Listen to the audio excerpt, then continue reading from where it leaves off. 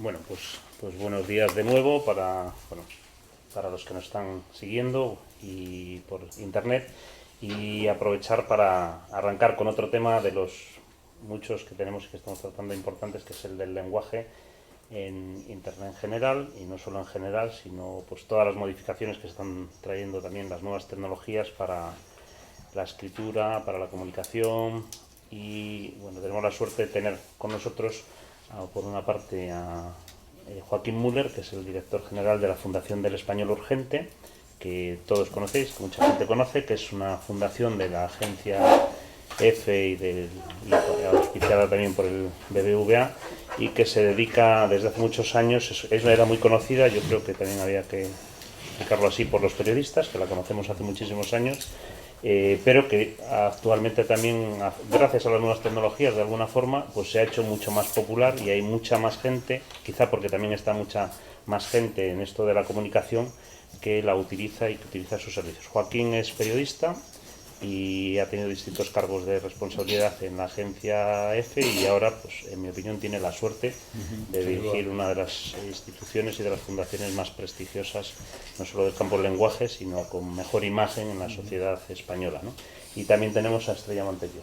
Estrella es doctora de la Universidad de Barcelona, es catedrática de lengua española, si no me equivoco, y además es una, posiblemente, lo voy a decir yo para que no lo diga ella, posiblemente la mayor experta sobre el tema del lenguaje claro en España y en el mundo. Es asesora a empresas, asesora también a gobiernos sobre una cosa que parece que es una asignatura pendiente, que es la comunicación clara con los ciudadanos, y más un tema que, si ya era importante hace unos años, pues se ha multiplicado la importancia que pueda tener por muchísimo, con motivo de esa comunicación que ahora también se tiene que realizar con nuevas tecnologías que añaden algunas complejidades y que añaden algunos elementos, esa relación entre empresas y ciudadanos, o entre administración y ciudadanos, entre gobierno y ciudadanos, también con móviles, con webs, etcétera, etcétera.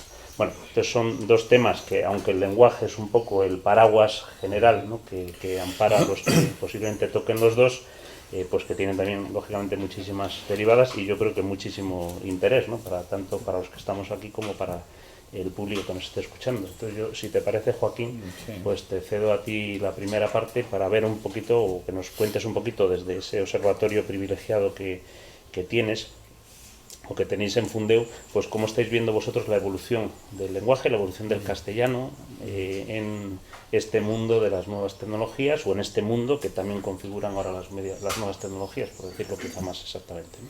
Sí, nosotros además, gracias, está muy claro que el mismo desarrollo en Fundeu. Nosotros, cuando empezamos, trabajábamos en papel, trabajábamos con los periódicos, veíamos eso, y teníamos un poco lo que era la web de internet como una cosa absolutamente secundaria, ¿no? Hoy es al contrario, no tenemos un puñetero papel en la redacción, apenas se analiza eso, y realmente se centra muchísimo más en el trabajo de internet, porque somos conscientes de que efectivamente es donde ahí se está desarrollando el lenguaje, cambiando. Hablar de lo que está pasando o de lo que va a pasar, la verdad es que es un futurible bastante complicado, pero yo creo que hay algunos datos que apuntan hacia dónde van las cosas, o los riesgos que puede tener el tema del lenguaje. En cualquier caso, va todo tan rápido que muy posiblemente lo que yo diga ahora aquí, o que hemos analizado, mañana será otra cosa, porque yo creo que una de las cosas que está pasando es que el idioma cambia, pero a lo mejor muchos de esos modelos son muy volátiles, ¿no? De repente aparece una nueva forma de expresarse, y esa que parecía que iba a generar algún tipo de cambio desaparece y aparece una distinta. O sea que es todo muy complicado de marcar. Hay una obviedad, que es que el idioma evoluciona, y seguramente siempre a lo largo del tiempo habrá habido voces que se han llevado las manos a la cabeza por la deriva de la lengua, ¿no? No nos escapa a nadie que hay miembros de la propia academia que, cada vez que la academia decide que va a retirar una tilde de una palabra, o que va a admitir una nueva acepción, propios académicos dicen que barbaridad, yo no voy a seguir eso y tal. Es decir, que la gente se resiste mucho a los cambios, pero eso ha ocurrido siempre. De todas maneras, con independencia de lo que diga la academia, de lo que diga la gente que norma, el idioma cambia en función de cómo va cambiando y moviéndose la sociedad. De tal manera que, si en estos momentos estuviera aquí un personaje, voy a ser Cervantes, es muy difícil que entendiera lo que estamos hablando. Es más, él estaría preocupado a ver qué tipo de dialecto del español están utilizando esta gente, no nos entendería. Y eso es lógico porque han pasado 500 años y más o menos el idioma ha evolucionado y no tiene nada que ver el español que hablamos ahora con el que se hablaba en el siglo XVI. Eso es lógico. La cuestión está en que en estos momentos el cambio es tan rápido, el cambio que se tiene que enfrentar y a unas circunstancias muy ligadas a una revolución tecnológica y que además esa revolución tecnológica la lideran digamos, individuos que no hablan el español. O sea, la revolución tecnológica no está liderada por el español. Por lo tanto, el problema de adaptación es más complejo y no sabemos exactamente cómo está reaccionando el español a esos cambios, ¿no? Son tan rápidos que yo me atrevería a decir que si es verdad que Cervantes aquí no entendería prácticamente nada de lo que hablamos, también es posible que otra gente que murió en el siglo XX, no sé, pongo a Borges en 1986, se sentara aquí y vería que hay alguna serie de aspectos que no entendería muy bien, porque tampoco entendería el contexto, porque digamos de lo que estamos hablando no estaba cuando él murió.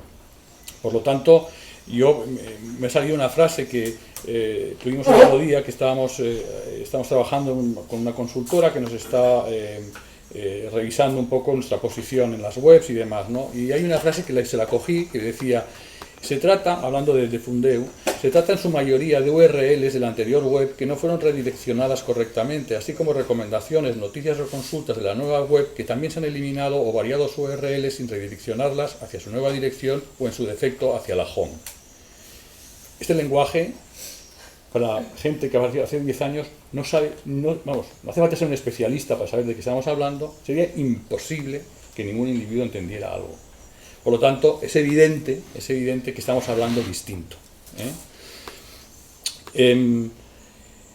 y por lo tanto no nos debe de preocupar porque el idioma evoluciona y se va corrigiendo, ¿no? Pero los cambios están tan ligados a la tecnología y estos a su vez a nuevas acciones, que como son pues, relaciones virtuales, un tipo de comunicación, nuevos términos, nuevos sistemas, que no estamos permanentemente obligados a darles un nombre. La mayoría de ellos vienen un nombre en inglés, hay que hacer un trabajo de adaptación, muy rápido y es muy difícil. Y es muy difícil porque la traducción es muy compleja siempre, ¿no? Pero al margen de todo eso y de esa velocidad brutal de los cambios, yo a lo largo de estos años, últimamente de los encuentros que hemos tenido, hay tres aspectos que yo creo que están en estos momentos influyendo, tres aspectos de lo que son las características de escribir en Internet, de trabajar en Internet, que están influyendo en el lenguaje. Uno de ellos es la consideración de la máquina, de la pantalla, de que vas a escribir en una pantalla y tienes que escribir de determinada manera para adaptarte a las necesidades que esa pantalla marca, que ese nuevo soporte marca. Otro sin duda es el de la instantaneidad, que luego yo desarrollo. Y por último, yo creo que también uno muy importante es la exaltación del individuo. Internet exalta al individuo, el protagonismo que da al individuo frente al protagonismo que tenía antes los medios, ¿no? Yo, de esos tres temas que estaba viendo, en realidad tampoco sé, o no se puede decir hasta qué punto esas exigencias de Internet van a tener consecuencias grandes, ¿no? Hay algunos entendidos que señalan que en unas décadas textos como los de ahora escritos serán considerados antiguos, o incluso que se producirá una división en la lengua, como ocurrió con el griego, que habrá una lengua académica y otra lengua vulgar. Bueno, veremos cómo se desarrolla eso. Sería un ejercicio por mi parte de no sé qué para atreverme a decir qué es lo que va a ocurrir. Pero dicho esto, para centrarme en esos tres aspectos, que luego hay muchas cosas más que podríamos hablar, cuando me refiero al tema de la pantalla, es la máquina, es la consideración de la máquina del ordenador como un lector al que hay que tener en cuenta, y por lo tanto, eso desde el punto de vista del cambio lingüístico, desde mi punto de vista no tiene demasiada importancia, porque creo que es saber adaptarse frente al papel a una pantalla, y entonces es verdad que se producen unos nuevos modelos, una manera de escribir, y que tienes que tener en cuenta que se está leyendo en la pantalla de una forma determinada, que se van a tener que tener en cuenta diferentes cuestiones, como puede ser evitar frases subordinadas o frases largas, que hay que romper la uniformidad de los bloques, que hay que considerar que hay enlaces multimedia, o que la máquina va a entender mejor un lenguaje objetivo que metáforas, que vas a tener que repetir una serie de palabras para que los buscadores te encuentren, pero en fin, eso es simplemente el conocimiento de unas reglas que te van a permitir que tu mensaje tenga un mejor resultado y sea más atractivo. Por lo tanto, bueno, pues mientras tú sepas trabajar y escribir en Internet y de una manera y utilizar sus recursos para que tu mensaje sea más atractivo, más interesante, no aburra, no tiene ningún problema y formará parte de la evolución del lenguaje y no hay ningún riesgo de ningún tipo en el que yo creo que nosotros nos podamos echar las manos a la cabeza, más allá que el problema de la educación y de la formación y de cómo sepas realmente escribir, ¿no? Pero sin embargo, yo sí veo que el tema de la instantaneidad es un aspecto que sí puede incidir en el lenguaje. No solo, o sea, ya es un tema de redes, no solo permite comunicarnos por escrito en tiempo real, sino que está originando una exaltación de lo inmediato como valor. De tal manera que eres ingenioso, pero si eres ingenioso en 10 segundos, eres mucho más ingenioso que si tardas 10 minutos en ser ingenioso, ¿no? Eso de la inmediatez, que es muy arriesgada, porque todos sabemos los problemas que tiene, sin embargo es un valor que se exalta y se reconoce, ¿no? ¿Qué genera además esto? Pues un grado altísimo de oralización de los textos, porque te lleva a escribir muy rápido, a esperar la contestación muy rápida, a que se parezca muchísimo más a un lenguaje oral que a un lenguaje escrito. Y eso conlleva a unos textos que esos sí que se saltan las reglas establecidas gramaticales y ortográficas, porque no solo estás escribiendo como hablas, no distingues el lenguaje oral del lenguaje escrito, sino que además yo estoy convencido que se hace un esfuerzo por oralizar el texto, para que sea más inmediato. De tal manera que si tú ese texto lo vuelves a leer al cabo de 10 o 20 minutos, posiblemente no entiendas lo que has escrito. Hay esa comunicación y como se haya... como no esté muy concatenada, es difícil que tengas que puedas entender lo que tú mismo has estado hablando con otra persona. ¿Aquí qué riesgos hay? Pues efectivamente, digamos, empiezas a utilizar cuestiones como cambiar las letras a lo mejor para reflejar la pronunciación dialectal o grupal para identificarte con un grupo, ¿no? Y entonces empiezas a utilizar de una manera determinada la construcción de las palabras para presentarte como parte de una zona de población, sea social o regional o geográfica. Puedes recurrir a alargamientos expresivos, se elimina por completamente los puntos abreviativos, se utilizan mayúsculas con fines puramente expresivos, se reducen consonantes, se eliminan tildes, los signos de apertura ya no existen y sin embargo los de cierre se multiplican. El punto y la coma vive su desaparición, ¿no? Y luego, sin embargo, frente a una inflación de puntos suspensivos, de onomatopeyas, ¿no? Es verdad que todo eso es un registro que en sí mismo no es grave. El problema está en que ese lenguaje lleva una simplificación del lenguaje y la simplificación del lenguaje puede terminar en una simplificación, una reducción también del pensamiento. Puede tener consecuencias, no tanto en los que no han sido nativos digitales, pero sí en los nativos digitales. Y por eso es muy importante, en ese caso yo creo, que aquellos que son nativos digitales y que se están moviendo en este lenguaje tengan que aprender muy claramente a trabajar en otros registros y moverse con la misma soltura con la que se están moviendo ahí. Y eso no está del todo claro, ¿no? Y otro aspecto que a mí me parece importante es el del individuo como el centro de la comunicación. En Internet, y en las redes más exactamente, ¿no? La idea de los medios se desdibuja y cobra más fuerza la conectividad. Y por eso la idea del individuo conectado a otros individuos son verdaderamente los agentes de la comunicación. Hace nada la prueba evidente es que yo creo que Eduardo estáis hablando de que cada vez más en Twitter se espera menos la respuesta, sino que tú vas lanzando mensajes y ya te importa menos lo que diga Y eso es porque cada vez te estás pareciendo más a un medio, a lo que hacían antes los medios de comunicación, que no esperaban respuestas. Ellos largaban información y ya está. Ahora el individuo es un opinador, es un analista, es un creador de tendencias, es una persona que puede tener 300.000, 400.000 seguidores, más que un medio, y ser un verdadero prescriptor de tendencias, ¿no? ¿Qué ocurre? Que ese individuo necesita generar su propio manual de estilo que convierta su discurso de una manera atractiva, que sea un elemento que haga atraer a los demás. Y entonces va construyendo su forma de hablar. Eso, que en principio ni es malo ni bueno, pero sí marca una diferencia, desde mi punto de vista, con hace muy pocos años, cuando los periodistas, que eran los que verdaderamente solo eran agentes que influían en el idioma, trabajaban con unos manuales de estilo que realmente eran 4 o 5, que eran los propios de cada medio, que se distinguían poco entre uno y otro y había una cierta uniformidad. Y por lo tanto el mensaje de por dónde iba el español, la incorporación de palabras, de nuevos giros, de formas de titular y tal, ha ido evolucionando, pero digamos desde muy centrado el mensaje desde unos grandes medios de comunicación. Ahora, esos grandes medios de comunicación son 100.000 millones de personas que están creando su estilo, que están creando su manual, que están creando su forma de hablar y que sin duda son agentes que van a influir en otros que le siguen porque van a ser modelos a imitar, ¿no? Y entonces quizá ahí es donde veamos por dónde puede ir el idioma o hasta qué punto puede influir lo que esos señores digan, el estilo que esos tipos utilicen en lo que es el modelo de lenguaje.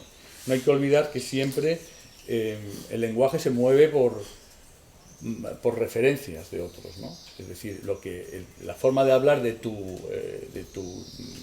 referente, de tu líder, del que te gusta, es el que tú imitas, ¿eh?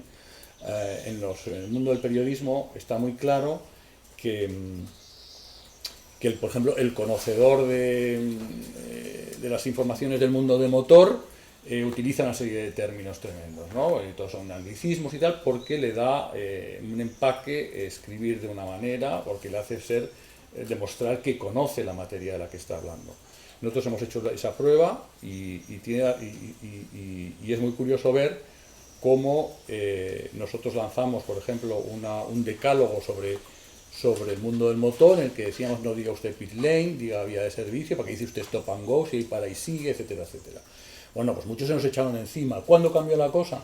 Cuando un referente, que es un periodista que yo no le conozco, no me acuerdo del nombre, que era del País y que era el especialista del mundo del motor, adoptó el 80% de nuestras recomendaciones y aquellos fieras que nos habían puesto verdes no tardaron 5 días en seguirle. Es decir, la fuerza del referente del modelo es tremenda. Pero es que hasta hace poco el referente era ese periodista del País, que se le supone un periodista formado, conocido y tal, ¿no? Con conocimiento. En esos momentos el referente es cualquiera de los que estamos aquí. Y puede marcar el estilo a su criterio, en función de la formación que tenga o de las tendencias, el estilo que va a imponer. Y ese señor va a tener muchísimos seguidores que le van a copiar, porque es su modelo, ¿no? Entonces, bueno, esa es una característica muy curiosa o muy interesante, pero desde mi punto de vista de Internet, que diferencia muchísimo el mundo de los influenciadores que hemos conocido hasta hace muy poco en lo que es en la materia del lenguaje. Hace 2 siglos la academia se fiaba y el corpus eran los libros de los autores, de los grandes autores. Luego empezaron a ser los periodistas los que marcaban los cambios lingüísticos y los que eran el referente del modelo, y ahora, bueno, pues son los agentes el individuo que desde su casa decide crear una página o tener un Twitter focalizado en un tema, y ese es el que a la gente le sigue y el que lidera el cambio desde el punto de vista lingüístico. Sería imposible pensar qué es lo que va a pasar. Es muy difícil asegurar que que hay una mayor pobreza, que Internet genera una mayor pobreza lingüística, o que las redes, pero es verdad que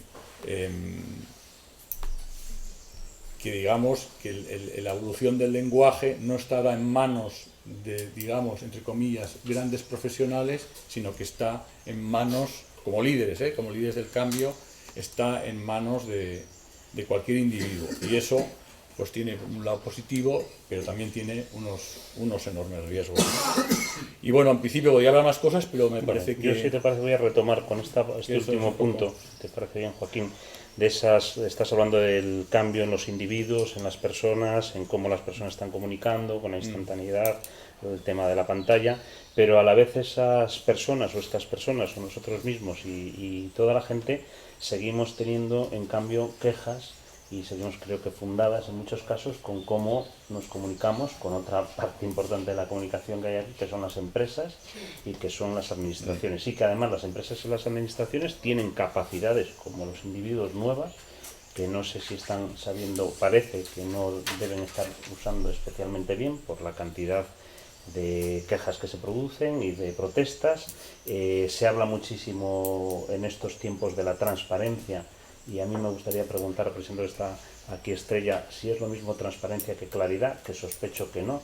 Y aquí, a más transparencia, da la sensación de que algunas veces se trata de ocultar más justamente cuanto más se muestra, y a lo mejor deberíamos cambiar esa palabra por la de claridad, ¿no? Que quizá es un poco más precisa sobre lo que buscamos la sociedad y lo que quizá las empresas. Pero bueno, la verdad que se me ocurren muchas preguntas, muchas cosas, pero me gustaría oírte a ti también, ¿no? Y con estos cambios, además tú has conocido bien todo lo que es esa evolución, ¿no?, que ha tenido, y que ahora pues que los cambios que ha citado Joaquín y que se están tratando aquí en el tema de Internet, pues que quizá añaden algo de, no sé si complejidad, no sé si al revés, lo que deberían añadir es facilidades para una comunicación mejor, ¿no? Pero bueno, saber un poquito tu opinión.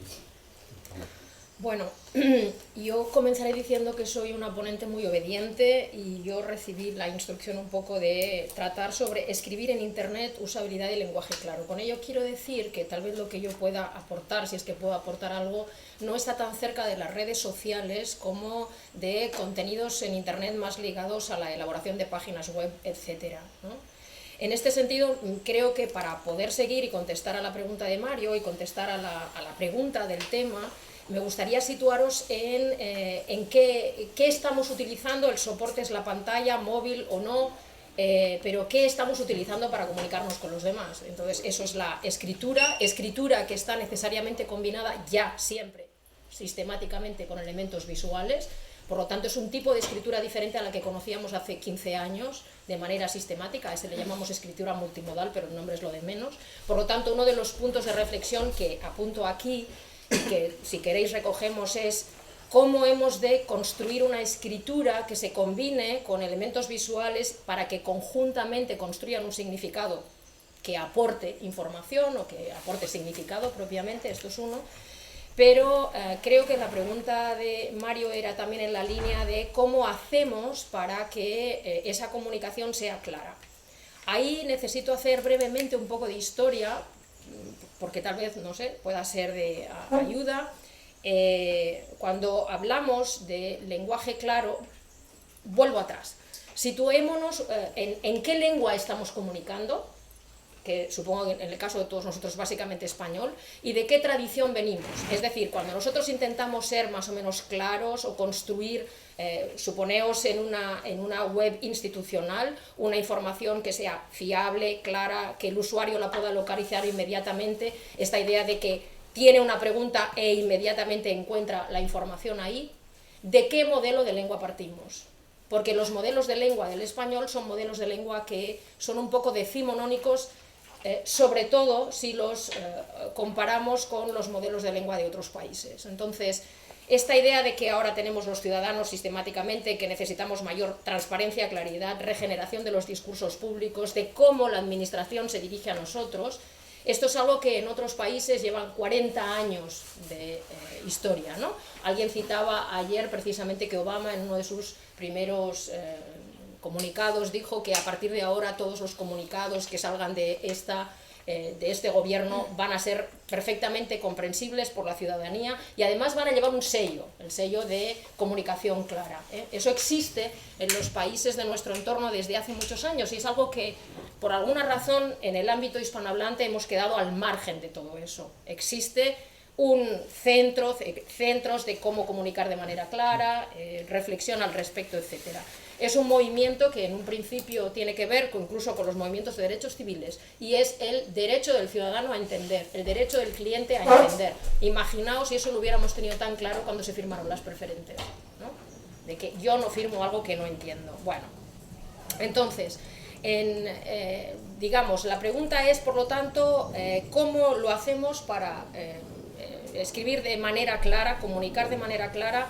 Para el caso del papel nosotros ya no lo hicimos y esto, como señala Mario, se ha complicado mucho más desde el momento en que leemos no sobre el ciudadano medio, insisto, salgo ahora un poco de redes sociales, el ciudadano medio que lo que quiere es ponerle una queja a Endesa, por decir algo, no sé si pueden citar empresas en concreto, en fin, a una eléctrica.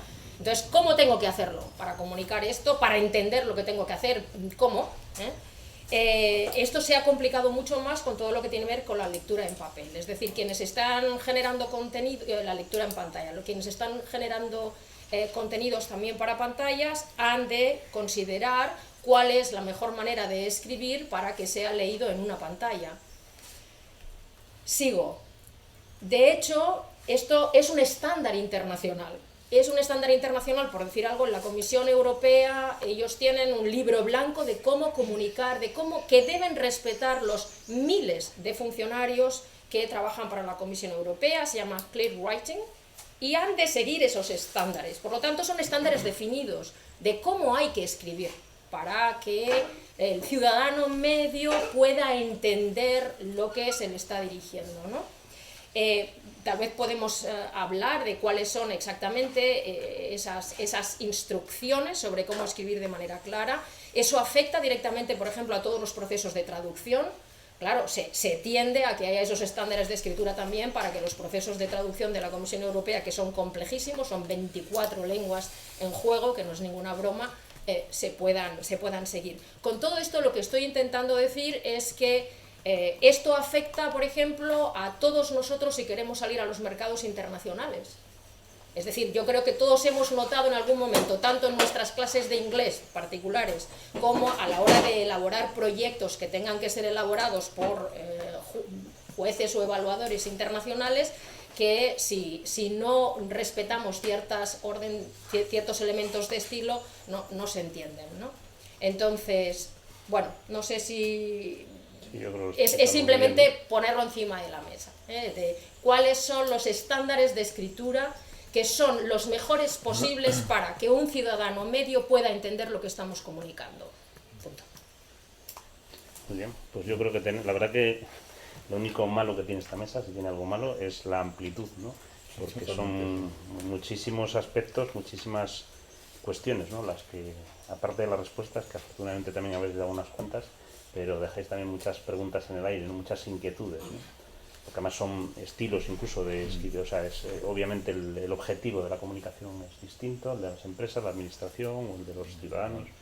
Y bueno, pues la verdad que también, como tenemos y aprovechamos que tenemos a un montón de gente que comunica con objetivos también diversos aquí, pues me gustaría también que, como ha sucedido antes, pues que algún otro no pudiera ir añadiendo. Yo voy a hacer como Joaquín también, voy a intentar luego pasar alguna de las cosas que se ha hecho aquí, voy a dar la nota y la voy a pasar por Twitter. Toma, Antonio. No la vas a pasar, no tenemos conexión. Adiós. Se cayó la red hace rato. Pensando en lo que vosotros estáis comentando al principio de la mesa, estaba reflexionando una cosa que me pasó a mí hace un par de semanas. Escribí un artículo para El Español haciendo un análisis muy friki, en el sentido de muy técnico, ¿vale? Con una investigadora de cómo se gestó la campaña de Desmontando Ciudadanos, cómo se viralizó y cómo se movió a través de redes sociales. Ese trabajo básicamente consistía después periodísticamente en explicarlo de una forma simple, llana, que cualquier persona fuera capaz de entenderlo, ¿no?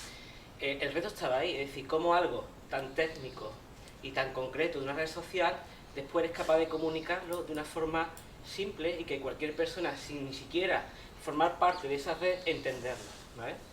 Entonces, hubo gente que a través de Twitter me dijo, es que este artículo hace 3 años no lo hubiera entendido nadie, a pesar de la simplificación que utilizamos nosotros a la hora de comunicarlo. Porque hablamos de botnet, de hashtag, de trending topic, de ciertas palabras que ahora mismo nos resultan muy comunes porque, digamos, en España como sociedad, o los que estamos en Twitter ya hemos madurado y sabemos un poco de qué va la película, pero me decía, dice, que este artículo hace 3 años era imposible de que alguien fuera capaz de entender de qué estamos hablando, de qué estás comunicando y cómo se ha movido, ¿no?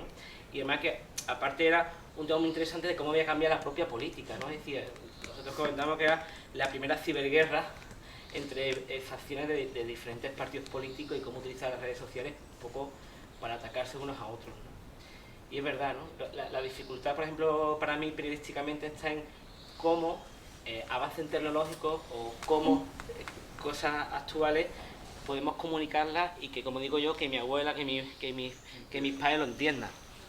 Esa es la obligación del periodista. Claro. Nosotras, ¿no? Sí, y eso yo creo que ha hecho también una alusión interesante, aprovechando el caso que tú citas, que hicisteis en el español, Estrella, que es el tema de la escritura multimodal. Nosotros algunas veces seguimos, incluso los más avanzados, escribiendo sin darnos cuenta que el ordenador que utilizamos, como decía un antiquísimo libro, ya no es una máquina de escribir. Y seguimos utilizándola como una máquina de escribir, bueno, de textos, o sea, ese hombre tipográfico, ¿no?, que nos describía ayer Joaquín, y cuando tenemos otras herramientas que nosotros mismos nos olvidamos, en algunos temas recurrentes, vamos, obligatorios del periodismo, como volver a situar al lector y no dar por supuesto que sabe todos los términos, algunas veces hasta un hiperenlace que nos podría resolver la papeleta de una manera mucho más moderna y más lógica que aquellas acotaciones que hacíamos, esto que quiere decir no sé qué, y que ya acababa uno aburrido de hacerlo tantas veces, pues no sé si las tenemos incorporadas, esas. Yo sospecho que no, pero no sé cuál es vuestra de la plataforma, supongo. opinión. Es decir, Claro. si yo como periodista o yo como comunicador publico en una plataforma que me permite, deja tú enlazar, que eso es absolutamente normal, afortunadamente ahora, pero a mí me gusta mucho un recurso que usan en la Wikipedia, que es que cuando hay una referencia, solamente con poner el puntero encima te saca una especie de pequeño pop-up, ¿no?, que te muestra hacia dónde te va a llevar esa referencia. Eso es algo muy simple, pero que te da contexto inmediato, ¿no? Pero la plataforma lo permite. A veces siento que eso también dependerá un poco de la plataforma en la cual te estás moviendo, supongo. Sí, ¿No? sí, yo creo que depende de la plataforma, pero vamos, pues son muchas cosas. Sí, yo no voy a resolver nada, sino voy a volver a poner, recojo vuestra intervención y en realidad estamos hablando de 3 cuestiones diferentes y las 3, en mi opinión, son muy interesantes. Una es cuáles son los procedimientos de divulgación y cómo hay que controlarlos, tanto los lingüísticos como los multimodales. Y creo que en la sociedad de la información y el conocimiento, todos los profesionales nos vemos obligados continuamente a hablar con expertos, con semilegos y legos en la materia.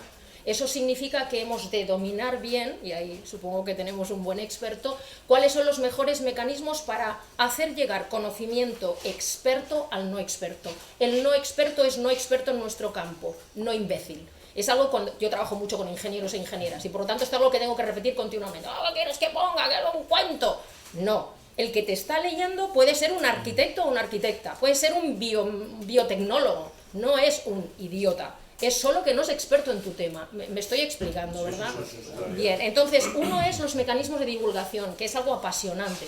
En el caso de los mecanismos verbales, yo puedo decir algo si os interesara, ¿no? 2 es el punto de la multimodalidad. Entonces yo aquí lo voy a decir muy bajito porque sois todos muchísimo más expertos que yo en periodismo digital, pero hay varios miembros de mi equipo de investigación que cuando nos metimos en escritura del siglo XXI, escritura sobre pantallas, escritura multimodal, estuvimos hablando con periodistas digitales y en concreto con la gente de la vanguardia digital para preguntarles cosas como estas. Cuando colgáis un vídeo en una noticia, ¿en virtud de qué lo colgáis? ¿Cuál colgáis? ¿Cómo avisáis al lector de qué va a encontrar? Y nos respondieron esto exactamente.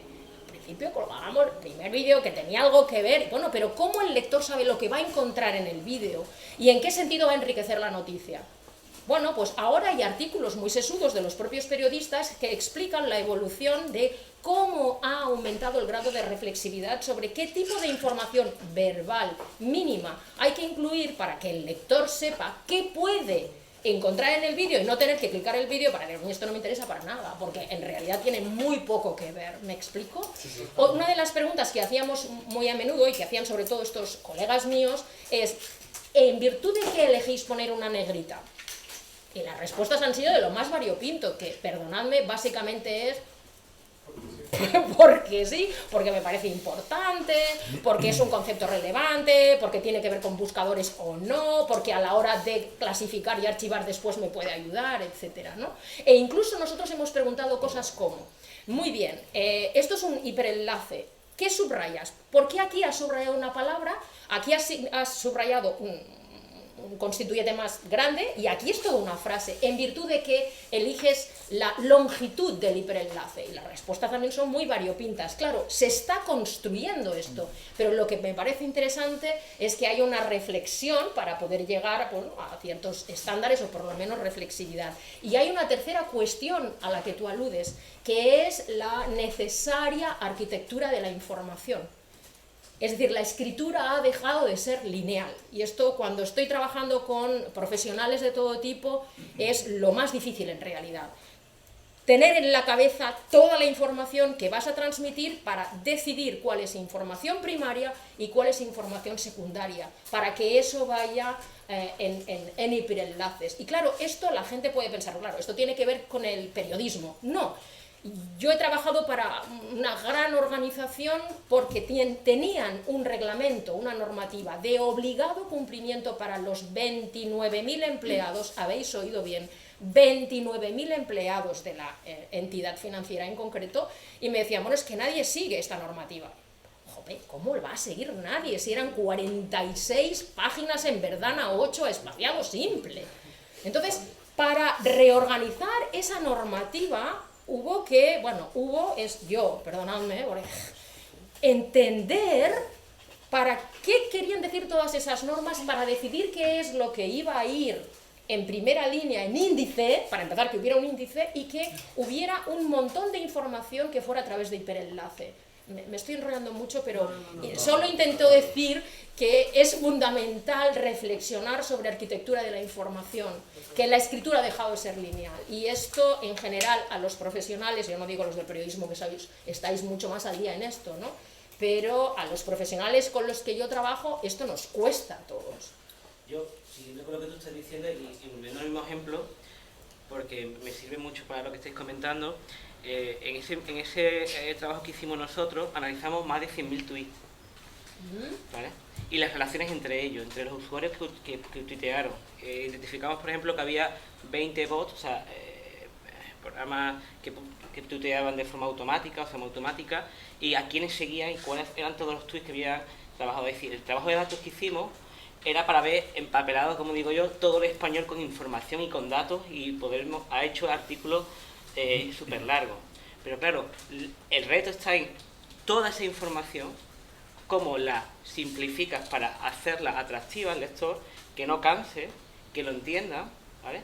Entonces, a pesar de toda la información, la jerarquización de la información que se hizo fue la de contar la información esencial para entender el tema, ¿vale? Y si después alguien tenía preguntas, como tiene en Twitter, pues nos preguntaba, ¿y cómo habéis identificado esto? Por esto, por esto y por esto. ¿Y por qué habéis sacado esto? Por esto, por esto y por esto. Y ya individualmente íbamos contestando preguntas, o que no iban haciendo, porque nosotros teníamos los datos ya analizados. Pero no lo contábamos todo. Solamente los 4 datos o los 4 datos principales que ayudaban a, de una forma general, entender lo que había sucedido. Y eso, digamos, para mí fue una de las claves del éxito de por qué ese artículo en concreto se viralizó tanto por internet, porque cualquiera lo entendía sin siquiera ser usuario experto en Twitter. Sí, yo creo que también, no sé, quizá, perdona, voy a aprovecharme que está Rafael, también que en esta escritura multimodal, en este sistema en el que uno va saltando de medios, tú además que quizá de todos nosotros eres la que manejas mejor, te manejas en redes sociales, escribes artículos textuales para Infolibre, eres locutora y estás trabajando en programas de radio y tienes una larga experiencia también en televisión, por tanto lo que son los medios, incluyendo internet y, bueno, y muy activa en redes sociales, ¿no? Con lo cual, de todos nosotros quizá eres una de las que más trabajas y más saltas por los distintos medios también. Si de alguna manera tú, como esa comunicación ahora, cómo la estás haciendo, cómo trabajas estos asuntos que estamos comentando ahora, hasta qué punto también esa experiencia que tienes en los distintos medios ahora en uno en el que confluye todo, como puede ser internet, cómo lo haces, o sea, cómo te planteas esto, o te sale de manera natural, qué has aprendido. Es que justo el otro día me entrevistaban unos alumnos de periodismo que se querían fijar en las columnas de Infolibre y me planteaban, tenían mucha curiosidad por el lenguaje. Entonces decían que les parecía muy fácil de entender. Es decir, yo juego con el humor, juego con el guión, puedo meter de pronto una conversación, incluso un tuit, un WhatsApp. Dentro de la columna no es una columna, digamos, clásica. Entonces ellos, por un lado, les intrigaba eso, es decir, ¿tienes algún objetivo? Utilizando ese lenguaje buscas llegar a más gente, que te entienda más gente, porque a mí me da la sensación de que hablas como yo hablo y que me estás informando, aunque sea opinión, hay una información de base, tú me estás contando la noticia sobre la que opinas, pero lo entiendo. Entonces su sensación era que, en cierto modo, que era muy fácil, que cuando tú haces que un texto llegue fácilmente al receptor, es como que a ti te hubiera costado muy poco hacerlo claro. No, esa era su sensación. Su sensación es, escribes como hablas, como hablo yo, me resulta fácil entenderte y mi sensación es que no te cuesta hacerlo y me cuesta mucho entender a ciertos columnistas. Entonces, yo luego me quedaba pensando si en esa oralización de la que hablaba antes Joaquín, llegamos a perder cierta calidad literaria buscando esa claridad, esa comunicación, o si al contrario estamos haciendo un doble esfuerzo, tanto en un tuit de 140 caracteres, anoche hablábamos de los propios correos, cómo tienes que comunicarte en un WhatsApp, qué problemas de comunicación se pueden generar porque nos falta el tono, y si todos estamos haciendo un esfuerzo, porque ahora todos escribimos más en nuestra vida diaria para comunicar lo que sea, para una conversación, para pedir un trabajo, para responder a una oferta, utilizamos mucho más la escritura de lo que la utilizábamos antes. Y con respecto a lo que decías antes, Mario, de cómo te influye estar en distintos medios, yo creo que sí que de alguna manera, ya que hay guionistas que trabajan con eso, sí que vas interiorizando una manera a veces de trabajar, no eres tan consciente de cómo estructuras, pero sí ya tienes esa estructura, esa arquitectura de lo que vas a contar, qué es lo importante, dónde vas a meter el chiste, dónde vas a meter la reflexión. De alguna manera casi lo haces de forma natural porque sí que has hecho un previo trabajo para llegar ahí. Entonces sí que hay un lenguaje distinto en televisión que en radio, que en prensa, pero me da la sensación de que el mundo digital ahora está unificando un poco más todo eso y que en internet se escribe más parecido a como se escribía en la radio antes y se va distanciando de esa prensa escrita de me voy a sentar a leer la columna. Tengo que leer 2 veces un párrafo para entenderlo porque igual me resulta un poco elevado, ¿no? Entonces me da la sensación de que se va democratizando y que vas unificando esa forma de escribir casi para todos los medios y que internet está marcando mucho esa manera también de escribir en tele o de escribir en radio, en los guiones. O sea, sí. Yo he visto también, Joaquín, que te he visto las citas, ¿no, Müller? Rodríguez, que he visto tus citas en el tema por abundar un poquito más en esa mezcla de medios, en esa mezcla de modos. Bueno, se sigue citando, si buscáramos un autor sobre hipertextos, pues está el libro de Landau y poco más, o sea, realmente, y sigue siendo... Bueno, pero ese es quizá más ya un tema más, pero en lo que es escritura, por ejemplo... El hipertexto 3.0. Efectivamente, y es un libro ya antiguo que ha ido evolucionando, pero que en realidad a mí siempre me parece un poco sospechoso que de lo más moderno y de lo que más avanza sigamos teniendo que citar a un único prácticamente libro, aunque hay alguna otra cosa más, importante que es de hace ya, vamos, ha ido evolucionando el número, ¿no? Como lo de 3.0, pero hasta ahora... Pero, en cuanto a funciones, estaba sacando los de Jenkins, que sí tiene cosas muy interesantes sobre eso, convergencia cultural, por lo que decía Raquel, ¿no? Como, claro, el libro de convergencia cultural es muy interesante, como esa escritura multimodal, ¿no? que se practica, que nosotros nos vemos forzados a utilizarle, que sin embargo para un adolescente o para un nativo digital es completamente natural. Es decir, a mí lo que me interesa de todo esto más personalmente son esas narrativas nuevas que surgen de la convergencia de los medios, ¿no? O sea, cómo se van agregando medios distintos y va surgiendo un hilo narrativo completamente distinto mediante la agregación de diferentes elementos, ¿no? Y ese es muy interesante lo que cuenta este tipo, y a partir de ese libro ha escrito muchas otras cosas, ¿no? Y su web es muy interesante, tiene un montón de ejemplos que si esto funciona ahora mismo lo subo. Ahora está, bueno, yo creo que también en el tema, un miedo que también salía, que decía Raquel, que quizás por retomar, quizás Estrella nos puede ayudar, porque también es verdad que cuando hablamos de hacer las cosas más sencillas, de hacer las cosas más claras, sobre todo de aquellos que manejan mejor la comunicación, siempre surge un miedo que tiene relación quizá con el libro que nos recomendaba también ayer Antón. Bueno, igual estamos haciendo las cosas chabacanas, igual hacemos las cosas simplistas, populares, por intentar comunicar claro, ¿no? O sea, es un miedo que surge siempre y que, vamos, que incluso gente muy respetable alerta, ¿no? Cuando habla uno de lenguaje claro, ¿no? Mucha gente dice, oiga, que esto lo que está usted tratando... Vamos, supongo que no será la primera vez que lo... Ya, pero te digo que no creo que sea la primera vez que lo escuchas. Claro, claro. Sí, vamos, lo digo porque es una cosa que se escucha incluso de gente muy respetada y respetable, y sobre todo más quizá del ámbito de, no sé, de la creación, incluso artística o de la literatura, que suelen hacer esta advertencia. Oiga, escribir, que la administración escriba simple significa hacer las cosas de una manera paleta, popular. Bueno, es que claridad y simplón no son sinónimos. Claro, de hecho, mi experiencia, yo creo que en general los profesionales lo vivimos así, es un enorme esfuerzo intentar transmitir un conocimiento experto en términos claros, y de hecho que a ti se te entienda es un gran mérito para tu escritura o para tu comunicación, porque en general es un enorme esfuerzo. Es mucho más fácil hablar en raro, en cada uno de nuestros raros, o sea, en nuestras propias jergas. Es infinitamente más fácil que hacerlo comprensible a alguien que no comparte nuestra jerga, o sea que no.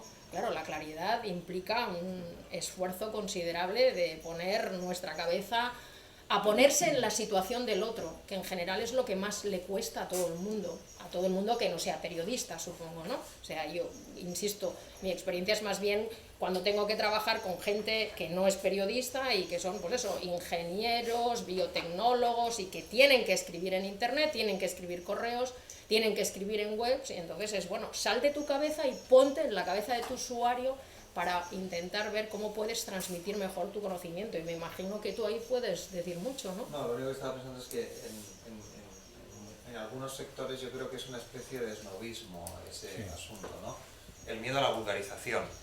O sea, en el mundo científico, por ejemplo, claro, no hay una línea que separe la popularización de la divulgación, no hay una línea roja donde te diga claramente, si vas a hablar si vas a explicar cómo funciona el superacelerador de partículas, tú puedes bajar hasta aquí, ¿vale? A partir de aquí, ya lo que dices está mal, es incorrecto, y es mejor que la gente no lo sepa. Yo esto lo he oído, de grandes catedráticos. Es mejor que la gente no lo sepa, a que lo medio sepa, pero no, yo no puedo estar de acuerdo con eso. O sea, habrá que bajar, es cierto que hay que poner un nivel a partir del cual ya lo que estás comunicando no es ni parece riguroso, ¿no? Pero creo que hay mucha gente que no es nada tolerable con la divulgación, ¿no? Con bajar el nivel hasta un cierto punto para que sea comprensible, sobre todo en temas técnicos complejos. Si no, sería imposible que la mayor parte de la gente entendiera muchísimas cosas que son ciertamente complejas. Pero en esta mezcla, por simplemente te decías, que dices un esnovismo, yo te lo remontaría muchísimo, porque esto viene de una larguísima tradición donde solo lo textual es lo culto. O sea, esto, y además justo tienes toda la razón, que en lo científico nunca ha sido así. O sea, si tú recurres o te ves los manuales de botánica, de medicina, de arquitectura, incluso los militares, por ir a otro sitio, están llenos, nunca perdieron las imágenes en su escritura, o sea, nunca, porque eran importantísimas para la transmisión, como lo son ahora, ¿no? pero efectivamente es el texto, es esa escritura. De hecho, nos estamos todos refiriendo a la escritura. Nos referimos continuamente, vamos a escribir, vamos a escribir. Yo no sé si lo que hacéis vosotros siempre es escribir, posiblemente no, ni nosotros, no sé, muchas veces es escribir, subir un vídeo, es escribir ahí cuando nosotros antes estamos subiendo una imagen y es la imagen la que, en realidad, la más importante de un contexto en el que si solo leyeras la escritura en los tweets que hemos hecho antes no entenderíamos nada, porque falta ese contexto, porque falta esa unión. O sea, yo creo que eso también sí que es verdad que en la parte científica quizás sea un buen ejemplo de cómo eso nunca se ha perdido. Tienes toda la razón, porque necesariamente tienes que hacerlo, y quizá otros campos de la divulgación deberían verse más, ¿no?, en lo que se ha hecho, aún habiendo, como dices tú, seguramente gente dentro de la ciencia que, como los escritores o como algunos académicos, pues hacen unas advertencias, algunas veces un tanto sorprendentes, sobre el peligro de la vulgarización, ¿no? Sí. O sea, hoy por hoy que hay una especie de resurgir de la divulgación científica en los periódicos españoles, ¿no?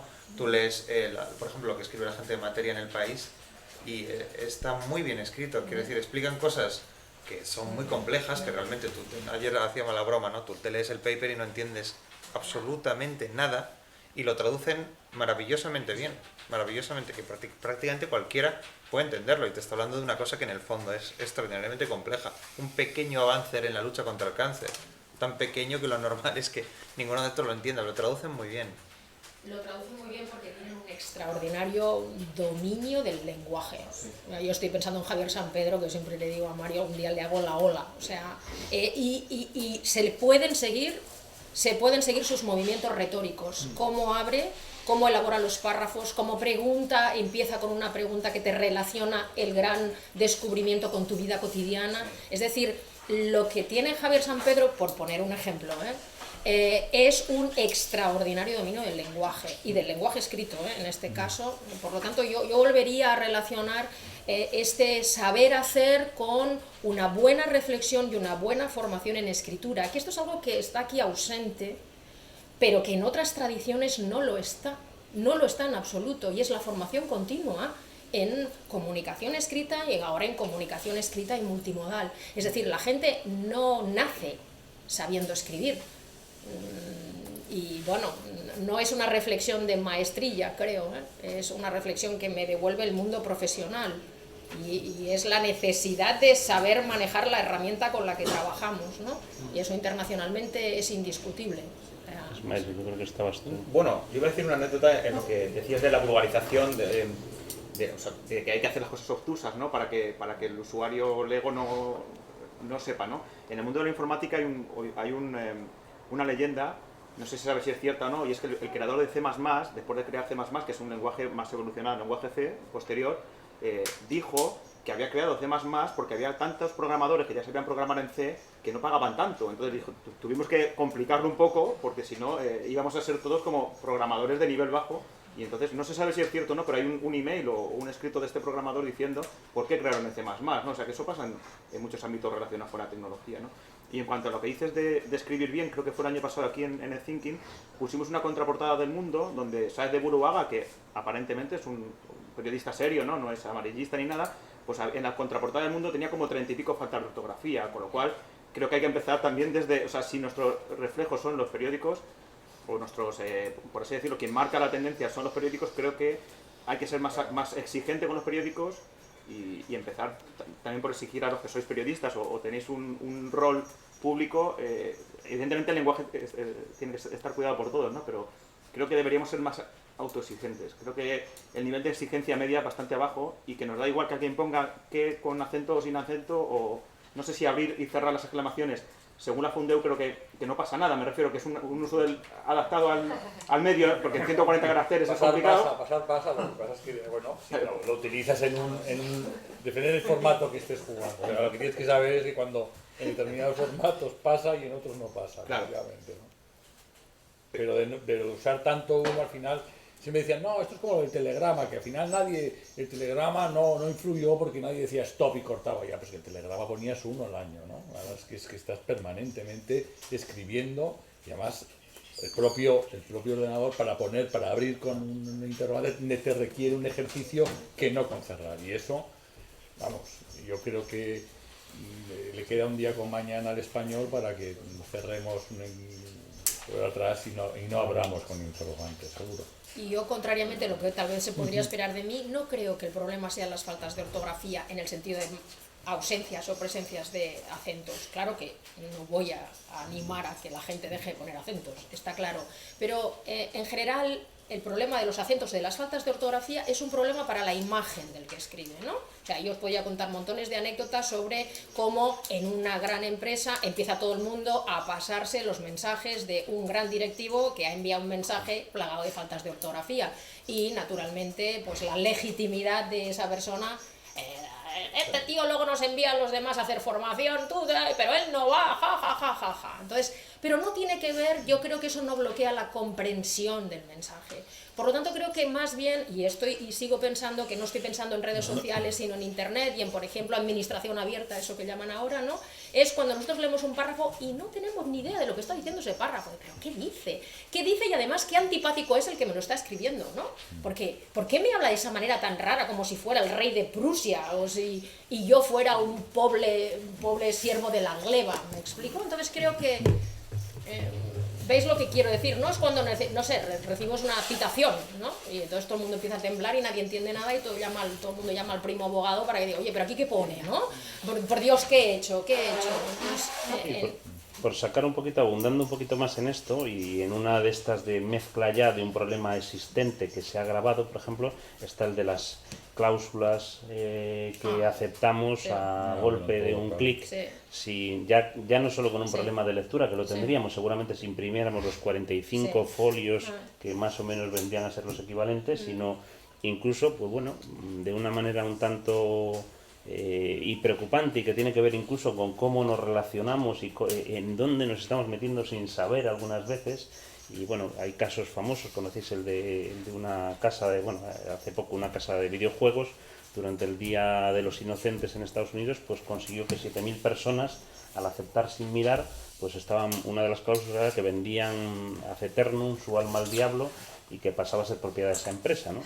Y bueno, esto lo hemos hecho muchos años en otros entornos, seguramente también sabiéndose sin saber en las religiones y demás, pero bueno, ahora ya se hace de manera digital, ¿no? Bueno, bromas aparte, o sea, eso yo creo que hemos hecho todos en algún momento, que además ahora, si ya en PC era difícil, cuando ya llega uno a un punto de aceptar en un móvil con una conexión algunas veces dudosa y tal, pues damos y damos y damos y aceptamos y aceptamos y aceptamos sin saber para nada.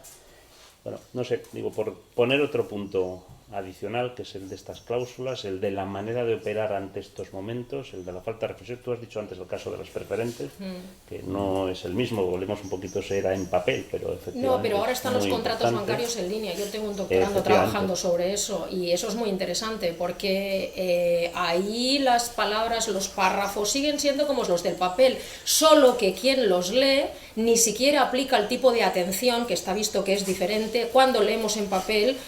Esto está demostrado. Cuando alguien tiene que firmar una carta, por ejemplo, una alta directiva en papel, presta más atención a la lectura que cuando se trata de un documento en pantalla. Por lo tanto, es más fácil colarnos cosas en pantalla que en papel. O sea, que nos podemos encontrar dentro de unos años con otro problema similar a las preferentes. Indudable. O de mayor con mayor problema, tamaño. Como te digo, porque parece demostrado que leemos sobre pantalla con una atención menor, en forma de saltos, en fin, ya sabéis, ¿no? Entonces... ¿Y esto de quién debería, reclamarlo? Los ciudadanos, está claro, pero ¿cómo se debería Bueno, yo creo atender? que las organizaciones en general no lo hacen motu propio y encantadas de la vida, a no ser que se lo pidamos, ¿verdad? Entonces, esto internacionalmente, originariamente, fue un movimiento ciudadano, ¿no? O sea, una serie de centenares de asociaciones de defensa del consumidor que se plantaron delante del Congreso de Estados Unidos y quemaron contratos que no entendían.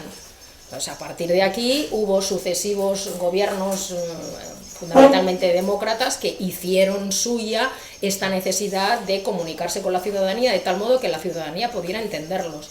Pero bueno... Esto no lo podríamos hacer ahora, ¿no? Porque con las leyes nuevas sería un scratch en el Congreso, o no sé, sí, sería muy complicado, ¿no?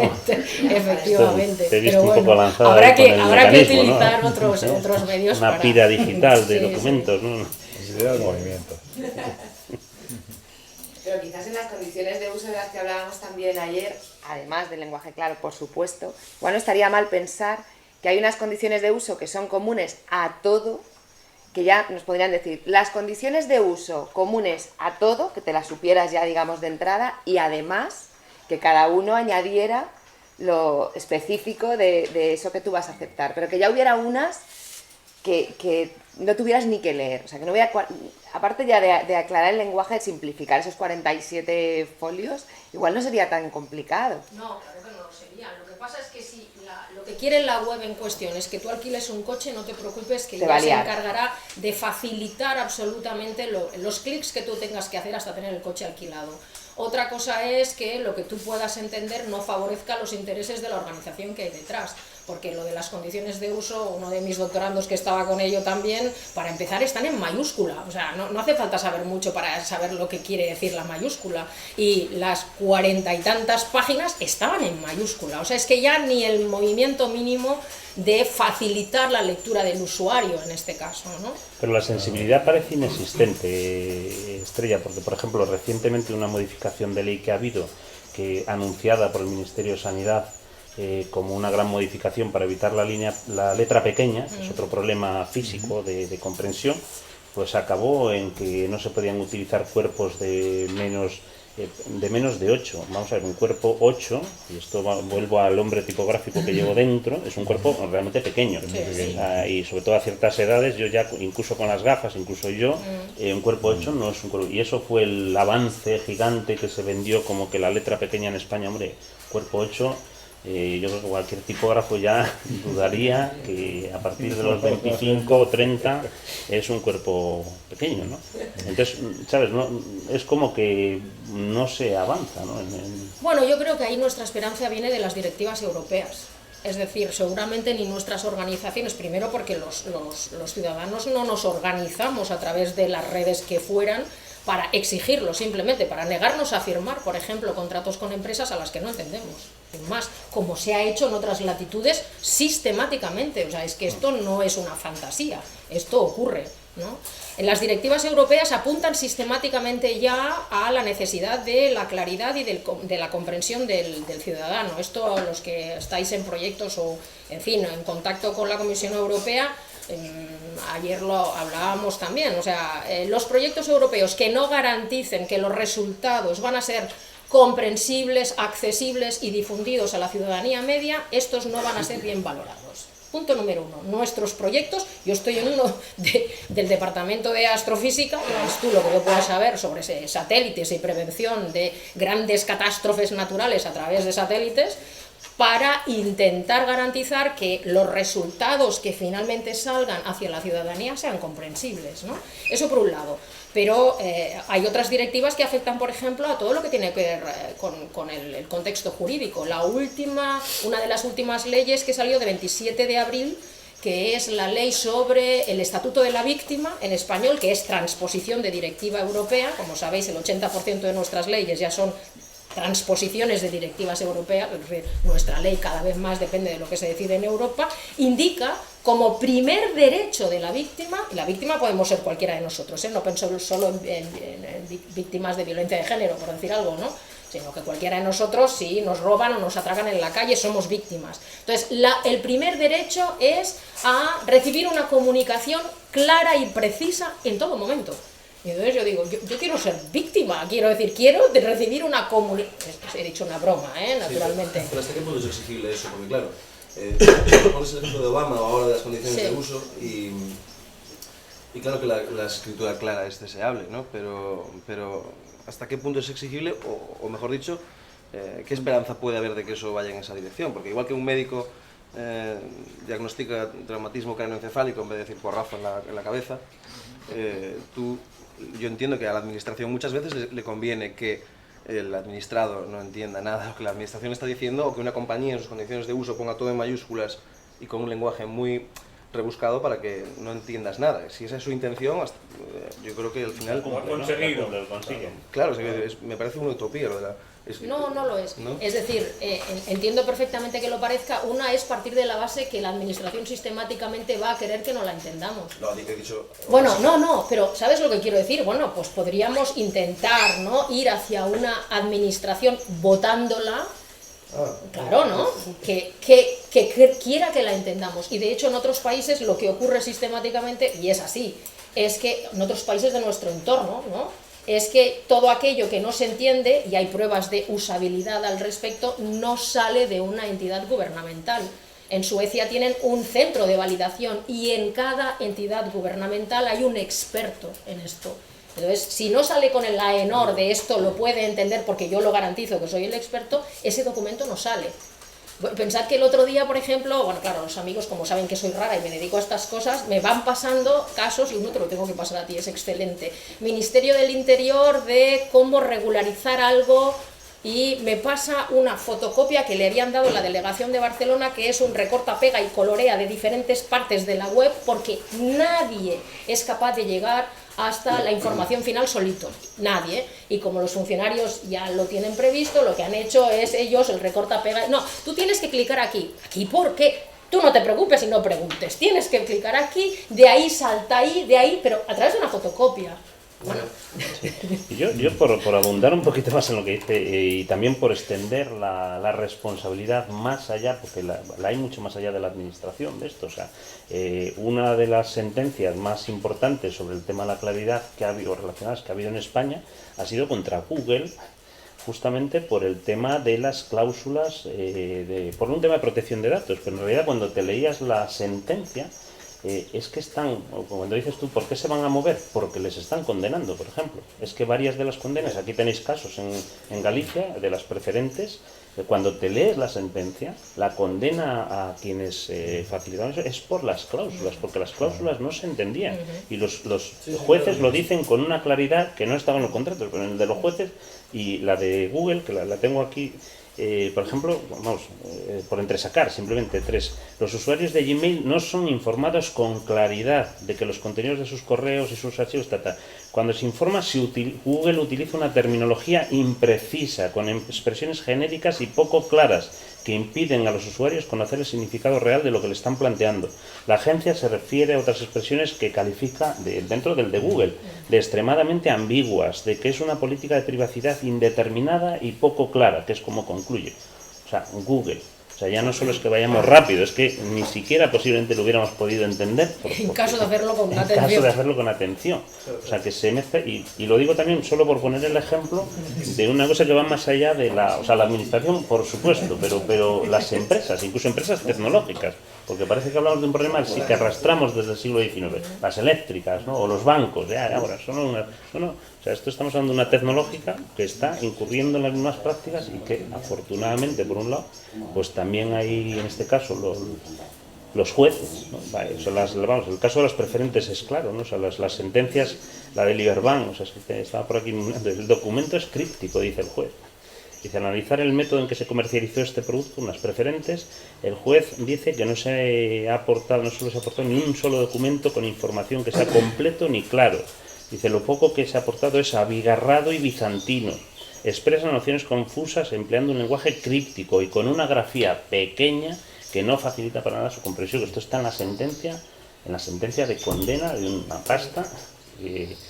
O sea, quiere decir que también dices, ¿por qué se va a mover esto? Pues bueno, en la sociedad no nos hemos organizado ni hemos hecho el scratch, a lo mejor pero bueno, también hay movimientos que lo que deberían hacer es a las empresas quizá y a las administraciones estar más atentas, porque es un problema real y bueno, pues quizá no todo lo que se debería, pero algo se mueve. Es verdad que uno mira con admiración, ¿verdad?, lo que se está haciendo sobre todo en el mundo anglosajón, donde sí que es verdad que hace poquito también, perdonad porque acabo con los ejemplos, pero en el caso del ébola, que es uno que con Estrella hablamos hace poco, la información que presentaba el Ministerio de Sanidad español cuando el brote de ébola era de echarse a correr, no solo por el pánico del brote, sino por cómo lo mostraba, y en cambio uno se iba a la información que daba el gobierno inglés, que no tenía ningún caso, y eran unas páginas web en inglés, que hasta en inglés, no sabiendo inglés, eran más fáciles de leer y de entender que las del Ministerio de Sanidad español. Mucho más sencillo, mucho más fácil, en 2 minutos entendías lo que era aquello, donde había peligro, donde no, porque el gobierno inglés sí que tiene una política muy clara, nunca mejor dicho, de aplicación de esto, ¿no? entonces, bueno, no sé, vamos, por citar ejemplos de que van más allá, porque yo creo que también algunas veces cuando se habla del lenguaje claro parece que es un tema del lenguaje administrativo, que es uno de los más importantes, pero yo creo que está más allá. Sí, seguro. Yo estoy pensando en, claro, insisto que sigo pensando en Internet más que en redes sociales propiamente, pero estoy pensando, por ejemplo, en empresas del carácter que sean, que tienen como objetivo internacionalizarse, ¿no? Si traducen sus contenidos desde la prosa española al inglés, lo tienen perdido de antemano, o sea, lo tienen perdido de antemano. Es algo de lo que yo intento concienciar mucho a mis estudiantes. O sea, no podéis traducir esta prosa al inglés. Y al inglés quiero decir incluso al inglés internacional. No podéis, simplemente porque el usuario anglosajón va a decir, pero qué especie de cosa extrañísima es esto. Por lo tanto, ahora es ya un problema de mercado, en mi opinión. Es decir, que, y no estoy intentando decir, no, porque no, el español no podemos perder, no, yo soy capaz de defender la sintaxis propia del español donde haga falta, y de hecho lo hago, ¿eh? Pero es una cierta tradición barroquista que en muchas ocasiones, veis lo que quiero decir, ¿no? Es casposa y no está en el mundo. Y ahí yo creo que hay a veces pérdidas de oportunidades, ya os digo, en el ámbito de la investigación seguro.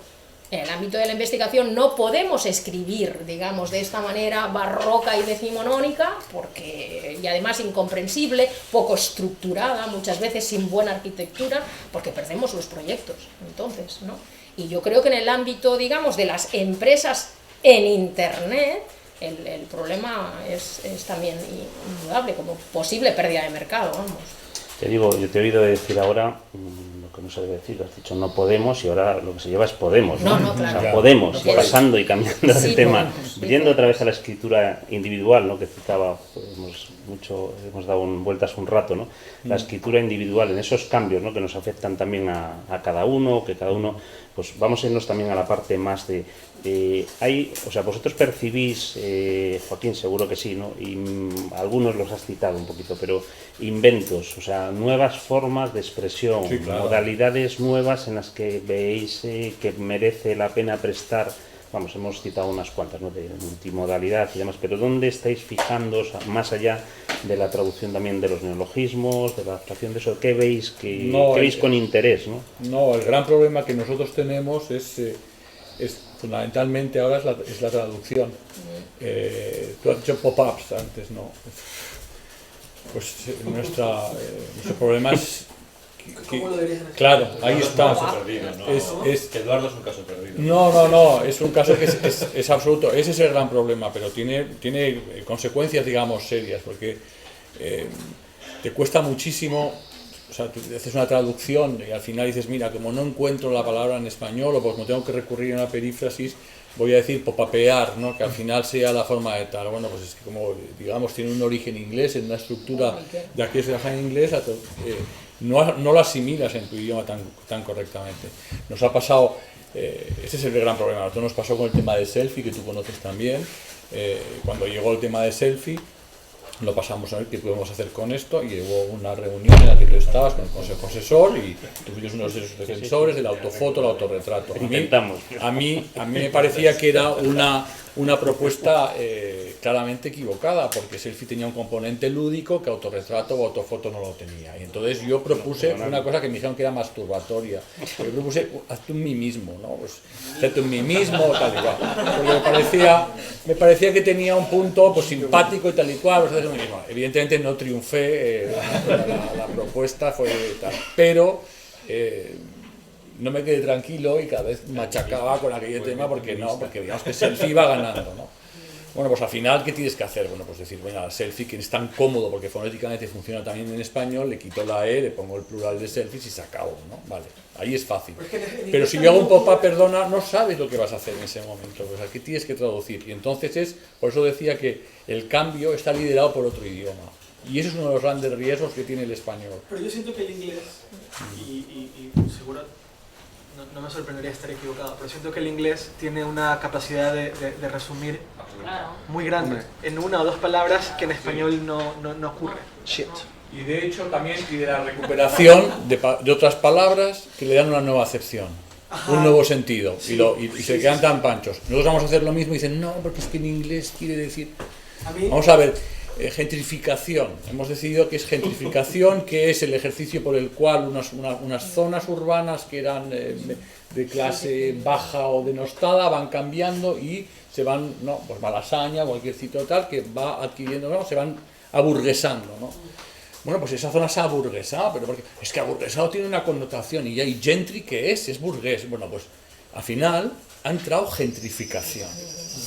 Bueno, pues no pasa nada, pues seguramente no pasa nada, pero es que son muchas cosas que no pasan nada y a lo mejor al final pasa un poquito, ¿no? Pero quizá por eso te decía yo también lo de las partes donde el idioma innova, ¿no? Como es la literatura, algunas veces el periodismo y demás, quizá también hay un peso grande cultural justo para lo que dices tú, que sucede en el inglés con normalidad y que aquí, cuando suceden esas palabras, aparecen esas palabras nuevas, cuando se producen esas mezclas que se podían en muchísimos casos hacer, solo surgen de algún escritor que luego pasa a ser una vanguardia, ¿no? Pero dices, bueno, ¿y por qué no puede ser más extendido, no? En neerlandés o en alemán es muy común la combinación de palabras en dos idiomas. Y el que más conocemos es kindergarten. Que kinder, que viene de niño, y garden de garden, jardín, sí, jardín para niños. En vez de usar children garden, usan kindergarten. Y es normal. Cuando yo vivía en Bélgica, cada año salía la lista de excepciones del neerlandés y era más grande las reglas, las excepciones que más largas las excepciones que las reglas. Y nadie se queja, o sea, a nadie le parecía mal.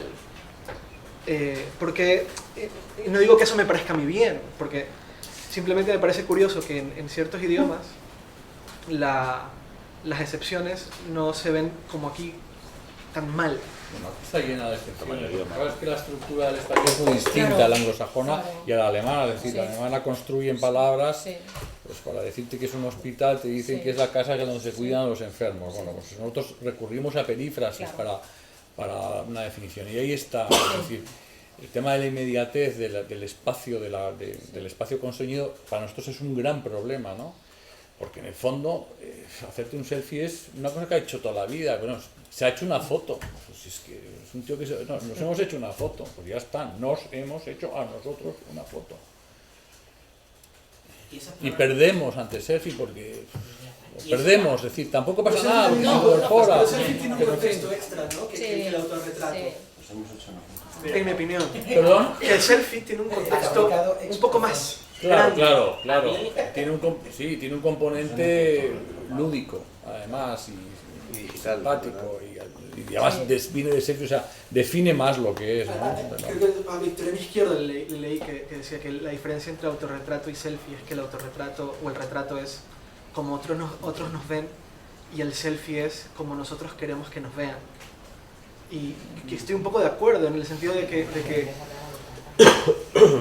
al final tú te haces un selfie y estoy seguro que la mayoría de la gente que se hace selfies, el que publica es el sexto o el séptimo que se toma hasta que realmente se siente. Es horroroso. Sí, un selfie es como, no es selfie hasta que está en internet, ¿no? Hasta que lo has puesto hasta que se publicó, claro. Facebook o... Hay dos palabras que me fascinan, una es pointing y otra balconing. Es decir, sobre todo el tema de balconing que se utiliza habitualmente en los medios se ha quedado como balconing. Es una construcción que no es nuestra, efectivamente. Ni siquiera los que hacen eso lo llaman balconing. O sea, nadie dice voy a hacer un balconing. O sea, es una... Pues es alguien que en un momento determinado, porque eso funciona así, por eso digo que es tan importante, o sea, el hecho de que ahora cada uno en internet tiene su propio manual de estilo y su estilo de contar las cosas, porque el que dijo balconing el primer día, pues posiblemente sea un individuo que se han tirado del balcón, están haciendo balconing y se quedó, tal cual, no hay más que eso, ¿no? Bueno, mientras que antes efectivamente, o mileurista, es verdad que apareció en un periódico, pero no fue un periodista quien creó la palabra, es una chica, es una carta al director, luego la gente está creando lenguaje y mileurista estaba muy bien formado. Y en el caso de balconing, pues es que imbécil que se tira por el balcón. Idiota que se tira por el balcón, ¿no? Subnormal que se tira por el balcón, borracho en Palma de Mallorca. Tenemos en la sala un constructor de palabras, ¿no? Tróspido, ¿no? Bueno, no es... Estamos hablando de la diferencia de balconing con balconing, ¿no? Es el que hace balconing, es... balcóner o un Quentin. Español urgente. ¿Y el que hace trospideces? El que hace trospideces es un Trospido, tróspido ¿no? que trospidea. Sí, sí, sí. Y hay el trospidismo también, que es una... Bueno, en el Eso humor. está muy bien. Bueno, pues esa suena muy bien, bueno, pues una creación. Además, Fistro. Fistro. Es un hallazgo. Claro. Sí, efectivamente. Os veo muy cortos en Pero palabras claro. nuevas, ¿eh? No hay balcón y tenemos ahí 3 o 4, pero no. Bueno, Trospido. si quieres palabras nuevas, ¿os acordáis, los que tenéis una edad, del colmo de los colmos? ¿El colmo de...? Sí. ¿Sí? Dios mío, ¿no saben qué es? Sí, Me siento muy viejecita. Leímos en un libro.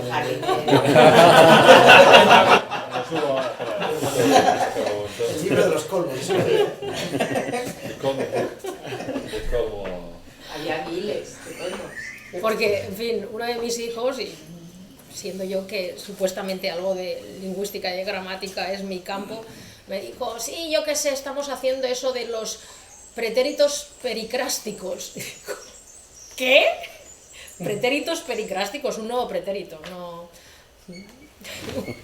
Como teníamos pocos, pretérito pericrástico. En fin, nada, dejadlo.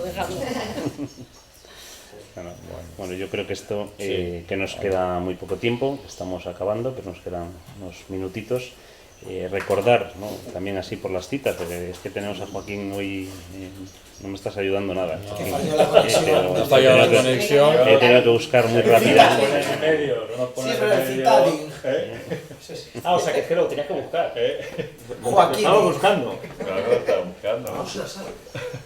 Se puede decir Joaquín. No, yo tenía unas cuantas, ¿no? Tenía unas cuantas guardadas por si acaso, pero en esa escritura, ¿no? En esa sencillez, ¿no?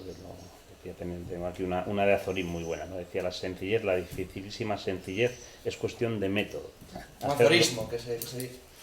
No, azorismo. Bien. Nueva creación, azorismo. Aforisming. Azorismo, ¿no? ¿Has dicho? Sí, ha dicho Has dicho mejor, azorismo. Pues este es un aforismo. Haced lo siguiente y habéis alcanzado de un golpe el gran estilo. Colocad una cosa después de otra. Nada más. Eso es todo, ¿no?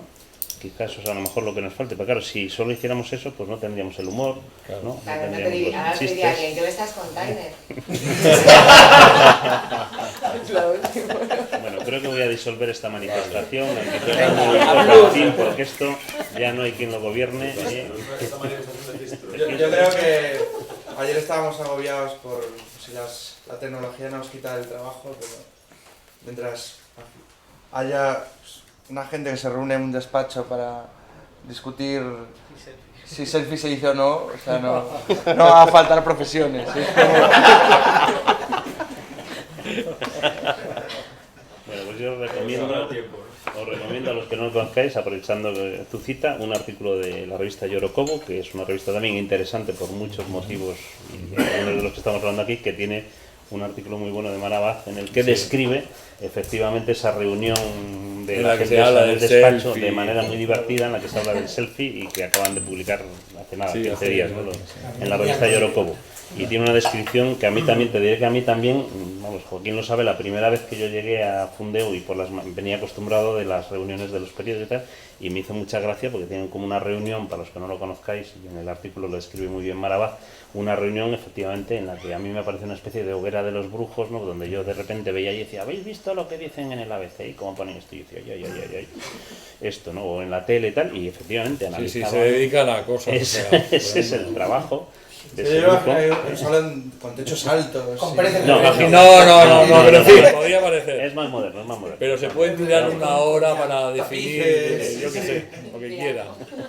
¿Hay alcohol de por medio? No, una hora estuvieron para decidir si se decía aterrizar o acometizar cuando una nave se posa en un cometa. Acometizar. Acometizar, aterrizar. Piensa sobre eso. Monetizar. Claro, pero sí, amenizar, ¿no? Y al final es aterrizar, es aterrizar. Pues vamos a aterrizar esto para la hora de comer y vamos a cerrar, despedir, y cualquier cosa que queráis seguir con ello, pues tenéis los medios digitales, la escritura multimodal, y ya dejaros de estas cosas analógicas de tanto hablar, ¿no? Y de tanto escribir con papelillos y libretas. Y me parece que nos vamos a comer. Bueno, muchas gracias por todo y hasta la tarde.